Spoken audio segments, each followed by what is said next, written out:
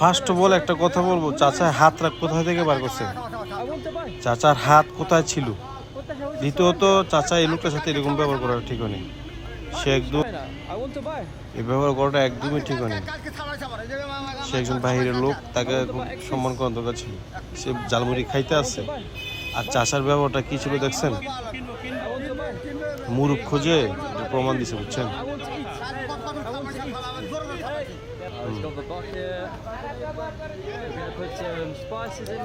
আমি তো এই চাচার কাছ থেকে জীবনে মানে পুরা মুড়ি যদি আমাকে ফিরিয়ে দিত তারপরে আমি খাইতাম না, কারণ হ্যাঁ হাত ছিল কোথায়? আমি হাত কোথায় থেকে বার করছে? হাত